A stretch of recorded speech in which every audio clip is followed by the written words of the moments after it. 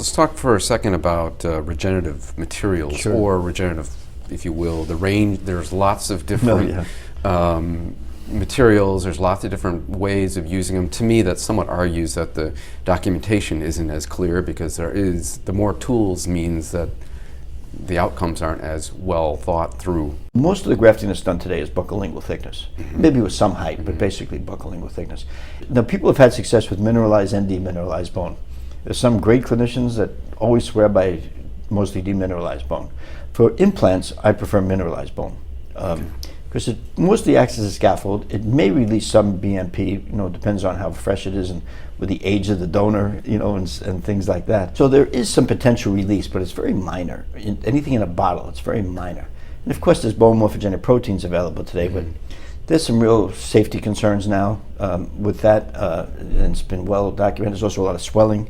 It's been used for spinal fusions, and it's hit and miss. There are times in some of my patients, especially I see some odd patients, as you know. In the Midwest, a lot of odd people. Yeah. I know you say the same thing about us New Yorkers, so that's all right. So there are times when I will talk many times with my periodontal colleagues, and they will want to do a variety of surgical approaches to increase what is the perception of the connective tissue thickness. And many times in our clinics, they will go and harvest from another site in the mouth, and that creates its own problems. And there are some approaches to try to come up with alternatives for these connective tissue graft materials. Do you have any thoughts on this? Yes, I've been using dermis for many of these places where I would normally have gone to the palate and gotten a piece of fresh connective tissue, both for ridge augmentation. Now, you do get some shrinkage back with both of them, but you still get enough that it acts as a filler for sure. And we even published a case, Steve Chu and I published a case in the Journal of Periodontology showing the use of dermis for thickening the membrane, thickening it up, multiple layers even.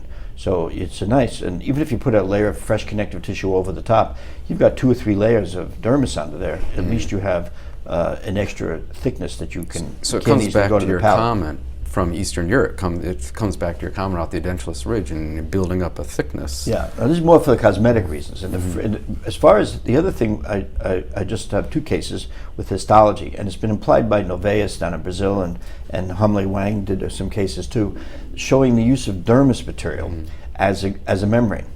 And people don't see it as a membrane, but it actually can act as a membrane, different than a fresh connective tissue graft. See, so if this is fresh connective tissue that I just took from the palate, and I put it to lay it out, let's say on the buccal to augment something, what happens is within a week, the blood vessels that are freshly severed and taken out are still there. It's fresh connective tissue, and when I put the flap over it, okay, wherever it is in the mouth, the vessels will penetrate into this connective tissue graft and perfuse the blood through the graft. So it becomes part of the flap within about a week's time. The good news is it's part of the flap. The bad news is it's part of the flap. What does that mean? The bad news is that if I wanted to put a bone graft particle behind it for guided bone regeneration, what's going to happen is that now it's part of the flap. The flap can penetrate right in, and the particles get encapsulated by fibrous tissue. When I use the dermis, I don't see that. Just like when I see this, we're going to use a membrane, any collagen membrane that can last for 4 to 5 months and then resorb. What happens is it stops the flap from penetrating. So I have a graft particles back here. If I put a collagen membrane in, it stays there, prevents the fibrous tissue from the flap from penetrating through and getting there. Now, what's interesting, when I did some histology on some of these big cases with the dermis, I realized that the dermis wasn't looking like regular connective tissue when I went in. It's because it was there, and I could see that it was still like a different texture. Now, it was totally incorporated beautifully into the tissue, but when I opened the flap and looked at it 3, 4, 5 months later, I realized it was still looked like it was semi-intact. So what I did was I did some histology on a case where I used it as a barrier, like I would a collagen membrane, for guided bone regeneration. And sure enough, I got bone underneath. So I have a combination effect with dermis in the front of the mouth in particular, because it doesn't completely go away. But it acts as a barrier, different than fresh connective tissue. See, if this is the dermis and here's the flap and here's the particles back here, it doesn't penetrate easily because it's not a fresh piece of tissue from a palate. Here it gets stopped. and it's encapsulated, but it doesn't penetrate easily through. It gets eventually, incorporated into the tissue, but it's not penetrated easily. And I need 3 or 4 months to get the GBR going, the guided bone regeneration, and that's what happens. So that's what I see happening, and that's really been interesting. So we're going to publish these 2 cases with histology to show that it can act as a barrier, and it's also very easy to manipulate. Yeah. It's very easy to cut, and it's the thick version is what I use, and that way some of it's still there and helps plump the tissue out at the same time. So I'm getting 2 uses out of it in the front of the mouth. One is the GBR, if I wanted a graft underneath it. Secondly, it stays there and thickens the soft tissue. I get both. Yeah.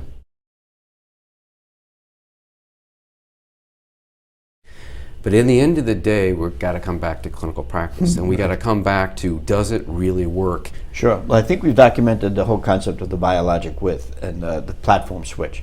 I think that is in a good fit. So there's no bacterial leakage or minimal to none. So nothing that clinically is going to cause a lot of bone damage and breakdown at the top of the implant. So I think that's an automatic piece that we have to have. And Astra has certainly shown that, and so has Ankylos. Both of them are shown to be excellent fits, minimized micromotion, minimized leakage. All of that's been very well documented, both in animals as well as humans. We also see that we have less vertical and horizontal opening. Like I said, more like 0.3 as opposed to 1.5. That's a big difference, and clinically, and also in width, as I discussed. That's going to make a difference in both ends. Cosmetically, makes a difference. Short implants makes a difference. So we are seeing that this documentation is there. So it does make a clinical difference. What implant design you put in, particularly for short implants, as we discussed, is going to be critical not to lose 2 millimeters just from biologic width. I think that the other thing is aesthetics.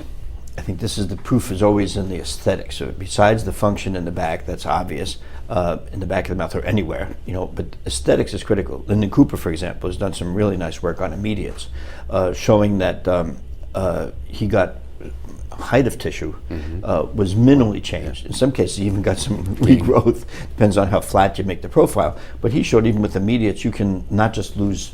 These are cases where there was buccal plate, and he put the implants in 3 millimeters up, 2 millimeters back, as Lyndon always talks about. And that's what we're doing also. We've been all doing that for years. I think most of the people that are involved with this are doing the same kind of placement, about 3 millimeters up from the facial tissue, which is about the buccal crest, and then a little bit back towards the cingulum, preferably with a screw down temporary, even if the final restoration is going to be cementable. We want to eliminate cement from the initial healing process.